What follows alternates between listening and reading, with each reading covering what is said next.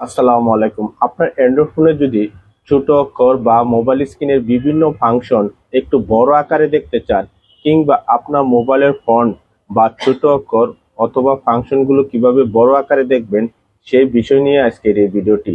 সাথে আছে আমি মঞ্জুরুল হক আলামিন। চলুন মোবাইল স্ক্রিনে দেখি। প্রথমে আপনার মোবাইলের সেটিং অপশনে ক্লিক করবেন, করে এখানে একটু নিচে দেখবেন ডিসপ্লে, এই লেখাটির উপরে ক্লিক করবেন। করে এখানে একটু নিচের দিকে যাবেন, এখানে দেখবেন ফন্ট সাইজ অ্যান্ড স্টাইল, এটির উপরে ক্লিক করবেন। পরে এরকম দেখতে পাবেন। এখানে নিচে দেখুন ফন্ট সাইজ, এই অপশনগুলো যদি ডান বাম করেন তাহলে আপনার মোবাইলের ফন্ট বা অক্ষরগুলো ছোট বড় হবে। আবার এখানে কিন্তু দেখতে পাবেন ফন্টগুলো কি পরিমাণ ছোট বড় হচ্ছে। সহজ কথা, আপনার পছন্দ মতো সেট করে নেবেন।